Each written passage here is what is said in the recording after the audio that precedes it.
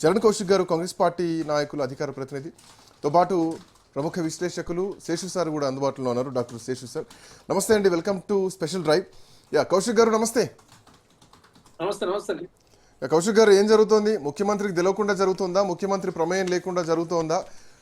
What happening all of sudden గా? Bhatti Vikramarka comments ని ఎట్లా చూడాలి? ఎవరిపైన బురద చల్లుకుంటున్నారు? ఎవరు వెనకాలండి ఎవరు నడిపిస్తున్నారు? అసలు కాంగ్రెస్ పార్టీలో ఏం నడుస్తోంది? వైఎస్ రాజశేఖర రెడ్డిని ఎందుకు తీసుకొస్తున్నారు? వైఎస్ రాజశేఖర రెడ్డి అనుచరులం కాబట్టి మా మీద కుట్ర పన్నుతున్నారు. చంద్రబాబు నాయుడు అనుచరులు ఎవరైనా ఉంటే ఉండొచ్చేమో, సో మేము వైఎస్ అనుచరులం కాబట్టి, ఒరిజినల్ కాంగ్రెస్ నాయకులం కాబట్టి మమ్మల్ని ఇబ్బంది పెట్టేటువంటి ప్రయత్నం చేస్తున్నారని భట్టి విక్రమార్క చేసినటువంటి కామెంట్స్ చాలా సెన్సేషనల్ కామెంట్స్. ఏం జరుగుతోంది కౌశిక్ గారు? అంటే చాలా స్పష్టంగా ఈ రోజు భట్టి విక్రమార్క ఏంటంటే ఏబిఎన్ లో వచ్చినటువంటి కథనాల గురించి వారు మాట్లాడారు. ఎందుకంటే ఆనాడు సమైక్య రాష్ట్రంలో జగన్మోహన్ రెడ్డి గారు తండ్రి రాజశేఖర రెడ్డి గారితో భట్టి విక్రమార్క డిప్యూటీ స్పీకర్ కూడా పనిచేసారు. అదే కాకుండా ఎమ్మెల్సీగా ఉన్న సందర్భం. ఆనాడు టీడీపీ చంద్రబాబు నాయుడు గారు కావచ్చు, ఏబిఎన్ కూడా టీడీపీతో ఉన్న పరిస్థితి మనం చూసినాం. కాబట్టి అక్కడ జరిగినటువంటి సన్నివేశం నన్ను కావాలనే దీంట్లో లాగిరని చెప్పేసి ఆ సందర్భంగా వారు మాట్లాడారు. అన్ని విషయాలు దీని వెనక ఎవరు వారే బయట పెడతాని చెప్పారు. వారు మాట్లాడితే అన్ని విషయాలు బయటకు వస్తాయి కదా. అదే కాకుండా ఈ కథనం, అది ఏబిఎన్ లో వచ్చిన కథనం, అంతకుముందు ఎన్టీవీలో వచ్చిన కథనం, ఈ రెండు టీవీల మధ్య పంచాయతీ. అది ఆ పంచాయతీలు ఉంటే ఉండొచ్చేమో, అది ఆయా సంస్థలకు సంబంధించినటువంటి అంశమేమో. బట్ ఇక్కడ రాజకీయాల్లో డిస్టర్బెన్సెస్ నడుస్తున్నాయి. సో ఆ కథనాలను వదిలేస్తే బట్టి మాట్లాడినటువంటి మాటలు ఏంటంటే, వైఎస్ రాజశేఖర్ రెడ్డి అంటే ఇష్టపడని వాళ్ళు మేము ఆయన అనుచరులం కాబట్టి మా మీద బురద జల్లేటువంటి ప్రయత్నం చేస్తున్నారు అంటే దీని వెనకాల ఒకటి కనిపిస్తోంది. ఒరిజినల్ కాంగ్రెస్ వర్సెస్ ఓల్డ్ టీడీపీని చూస్తున్నామా? తెలంగాణలో అదే జరుగుతోందా కాంగ్రెస్ పార్టీలో? గతంలో టీఆర్ఎస్ టైంలో కూడా ఉద్యమ తెలంగాణ బ్యాచ్ ఒకటి ఉంటే బంగారు తెలంగాణ బ్యాచ్ ఒకటి వచ్చేసింది. సో ఇప్పుడు కూడా కాంగ్రెస్ పార్టీలో అట్లాంటి ఎపిసోడ్ ఒకటి కనిపిస్తోంది, చూస్తుంటే అట్లా అనిపిస్తోంది. లే వారు మాట్లాడింది ఏబిఎన్ మీద మాట్లాడి, కాంగ్రెస్ పార్టీ మీద కానీ, రేవంత్ రెడ్డి గారి మీద కానీ, ప్రభుత్వం మీద కానీ ఎక్కడో మాట్లాడలేదు.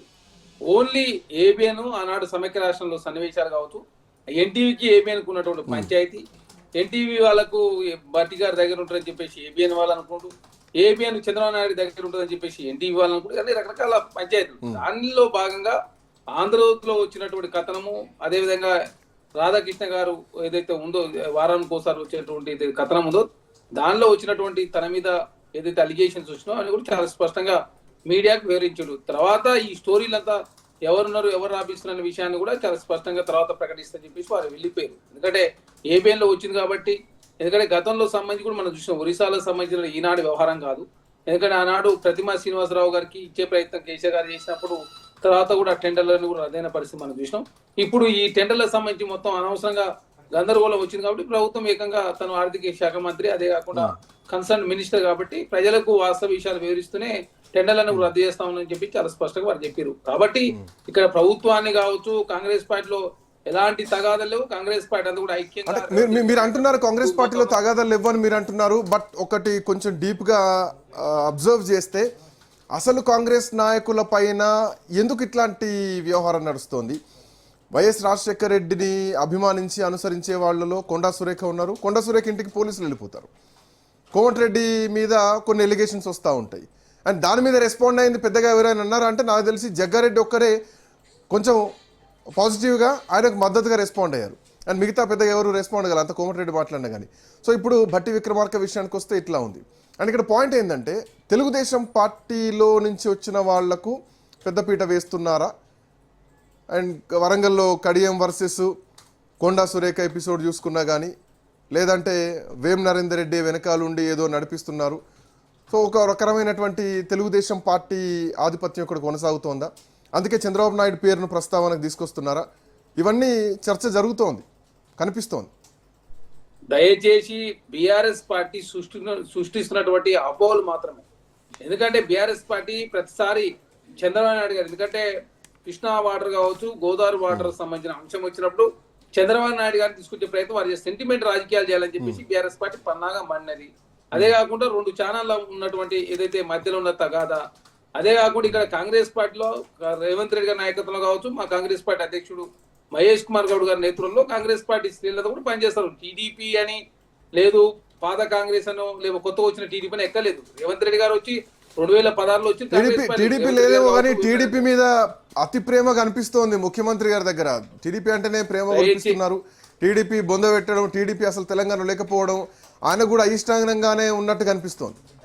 సార్ ఇక్కడ దయచేసి ఆనాడు జరిగినటువంటి సన్నివేశాలను గుర్తు చేసుకోవడం తప్పులేదు.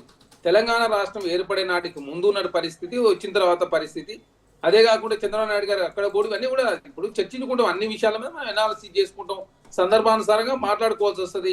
ఎన్టీఆర్ గారు ఆనాడు ఆంధ్ర రాష్ట్రానికి ముఖ్యమంత్రికి ఉన్నారు, చంద్రబాబు నాయుడు గారు ఉన్నారు, రాజశేఖర రెడ్డి గారు ఉన్నారు, చాలా మంది రోషయ్య గారు ఉన్నారు, కిరణ్ కుమార్ గారి గురించి ఒక అంశం. ఇప్పుడు రోషయ్య గారి గురించి హైదరాబాద్ విగ్రహం ఏర్పాటు చేయలేదా? ఎన్టీఆర్ గారి విగ్రహం కూడా హైదరాబాద్ పెడతాని చెప్పినాం. అదే కాకుండా సినీ రంగానికి సంబంధించి తెలంగాణను కౌశిక్ గారు, తెలంగాణను ఆ రోజు వ్యతిరేకించిన వాళ్ళు ఎవరు కూడా తెలంగాణ అంటే ముఖ్య నాయకులు ఎవరైతున్నారో ఎవరు కూడా తెలంగాణ రాజకీయాల్లో క్రియాశీలకంగా లేరు. ఆ పార్టీలు కూడా లేవు. ₹1 కూడా ఇయ్యనని చెప్పినటువంటి కిరణ్ కుమార్ రెడ్డి అసలు రాజకీయాలకే దూరంగా ఉన్నారు. రైట్. 2 కన్నుల సిద్ధాంతం అని చెప్పినటువంటి చంద్రబాబు నాయుడిని పూర్తిగా తెలుగుదేశం పార్టీ ఆయనే లేకుండా ఆంధ్రప్రదేశ్కి వెళ్ళిపోయారు. సరే, మళ్ళీ వస్తే రేవంత్ రెడ్డి సపోర్ట్ ఇస్తారా, ఆయన అందుకే ప్రేమ కురిపిస్తున్నారా, అంశం అట్లా ఉంచితే జగన్మోహన్ రెడ్డి కూడా ఆ రోజు తెలంగాణను విభేదిస్తే, వ్యతిరేకిస్తే ఆ రోజు మానకొండ రాళ్ల ఎపిసోడ్ని కూడా మనం గుర్తు చేసుకోవాలి. సో తెలంగాణను వ్యతిరేకించిన వాళ్ళను తెలంగాణ యాక్సెప్ట్ చేయేది అన్నది జగమెరిగిన సత్యం. ఎందుకంటే ఇది ఒక ఉద్యమ నేల కాబట్టి. సో మళ్ళీ అదే ప్రేమ కురిపిస్తే ప్రజలు యాక్సెప్ట్ చేస్తారా? ఇక్కడ దయచేసి అర్థం చేసుకోవాల్సింది ఏంటంటే తెలంగాణ రాష్ట్రంలో ఉన్నటువంటి వాళ్ళు కూడా చాలా మంది రాజశేఖర్ గారిని గుర్తు చేసుకుంటారు, ఎన్టీఆర్ గారిని గుర్తు చేసుకుంటారు. ఈ గుర్తు చేసుకునే అనేది కామన్. ఎందుకంటే చాలా సుదీర్ఘకాలం పాటు హైదరాబాద్ కావచ్చు, ఆంధ్ర కలిసి ఉన్నాయి. అదే కాకుండా టీడీపీ కావచ్చు, కాంగ్రెస్ కావచ్చు, ఆనాడు ప్రతిపక్షం కావచ్చు, అధికార పక్షంలో చాలా సుదీర్ఘకాలం పాటు నడిచినాయి. ఎలక్షన్ల సందర్భంగా హైదరాబాద్ లో అందరూ గుర్తు చేసుకున్నారు. ఎన్టీఆర్ గురించి కేటీఆర్ గారు మాట్లాడలేదా? ఖమ్మంలో పువ్వాడ అజయ్ గారు విగ్రహం, ఎన్టీఆర్ గారి విగ్రహం విషయంలో కూడా వివాదం జరిగింది. ఆనాడు సమైక్య రాష్ట్రంలో టీడీపీలో ఉన్న వాళ్ళు కావచ్చు, ఎర్రవెల్లి దయాకర్ గారు టీడీపీ నుంచి వచ్చిన వారిని మంత్రి చేస్తారు. తలసాని శ్రీనివాసరావు గారు ఏకంగా టీడీపీలో గెలిచిన వ్యక్తిని.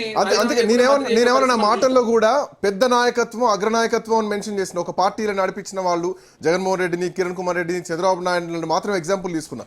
మిగతా వాళ్ళు ఎమ్మెల్యేలు ఆ ప్రాంతంలో ఉంటారు కాబట్టి పార్టీలు మారడం పెద్ద విషయమేం కాదు ఆ రోజు ఉన్నటువంటి పరిస్థితుల ప్రకారం. బట్ ఆ ప్రేమ ఎందుకు వస్తోంది? మళ్ళీ ఎందుకు చంద్రబాబు నాయుడు ఎపిసోడ్లు తీసుకొస్తున్నారు? ఎందుకు వైఎస్ఆర్ సెంటిమెంట్? ఏం జరుగుతోంది కాంగ్రెస్ పార్టీలో? ఒరిజినల్ కాంగ్రెస్ కి ఓల్డ్ టీడీపీకి మధ్యలో ఏదో కోల్డ్ వార్ నడుస్తోందా అన్న చర్చ బలంగా వినిపిస్తుంది. మాకు కాంగ్రెస్ పార్టీలో నేను అధికార ప్రతినిధి ఉన్నా, జనరల్ సెక్రటరీ ఉన్నాం, ఎక్కడ కూడా గుర్తుపెట్టుకోవాలి, కాంగ్రెస్ పార్టీలో పాత కొత్త కలయిక అసలు అట్లాంటి డిస్కషనే లేదు. మా కాంగ్రెస్ పార్టీ తెలంగాణ రాష్ట్రంలో రేవంత్ రెడ్డి నాయకత్వంలో కావచ్చు, మా మహేష్ కుమార్ గౌడ్ గారు కావచ్చు, కాంగ్రెస్ పార్టీలో ఉన్నటువంటి ముఖ్యులు బట్టి విక్రమార్క గారు కావచ్చు, ఉత్తమ్ కుమార్ రెడ్డి గారు సమిష్టి నాయకత్వంలో కాంగ్రెస్ పార్టీ ముందుకు పోతా ఉంది. ఇక్కడ బీఆర్ఎస్ పార్టీ ఏంటంటే దీళ్ళ మీద రాజకీయం చేయాలా. జగన్మోహన్ రెడ్డి గారు చూసారు కదా, ఎన్టీవీ కథనానే జగన్మోహన్ రెడ్డి గారు అక్కడి నుంచి స్పందిస్తారు, ఏబిఎన్ కథనాన్ని ఇంకా అక్కడి నుంచి టీడీపీ స్పందించవచ్చు. టీడీపీ స్పందించిందని జగన్మోహన్ రెడ్డి గారు స్పందించారని ఇక్కడ కేటీ గారు స్పందించి దాన్ని కాంగ్రెస్ పార్టీకి ఆపాదించే ప్రయత్నం చేస్తారా? ఈ రాజకీయ పంచాయతీ మీడియాకు సంబంధించిన అంశాన్ని కాంగ్రెస్ పార్టీకి ఆపాదించడు, వాళ్ళకు వాళ్ళే ఊహించుకొని కాంగ్రెస్ పార్టీ మీద బురదలే ప్రయత్నం, వాళ్ళకు వాళ్ళ ఇష్టం. తెలంగాణ రాష్ట్రంలో ఇక్కడ పాయింట్ ఏంటంటే వాళ్ళ 2 సంస్థల పంచాయతీ అయితే 2 సంస్థల మధ్యలో యుద్ధం నడుస్తూ ఉంటుంది. బట్ ఇందులోకి మంత్రులు వస్తున్నారు, మంత్రులు ఇన్వాల్వ్ చేస్తున్నారు, వెనకేదో జరుగుతోంది, ఎవరో చేస్తున్నారని మంత్రులు అలిగేషన్ చేస్తున్నారు. భట్టి చేసినటువంటి అలిగేషన్ తోనే ఏదో జరుగుతోంది అన్నటువంటి అనుమానం కనిపిస్తోంది. ఇప్పుడు మంత్రులు ఇన్వాల్వ్ చేస్తుంది ఎవరు? ఇన్వాల్వ్ చేస్తుంది మీడియా సంస్థలే కదా. మీడియా సంస్థలు ఇన్వాల్వ్ చేయడంతో అక్కడ ఎన్టీవీలో కోమటిరెడ్డి వెంకయ్య ఇన్వాల్వ్ చేశారు, ఏబిఎన్ లోకి వస్తారు బట్టి విక్రమార్క ఇన్వాల్వ్ చేసిన పరిస్థితి.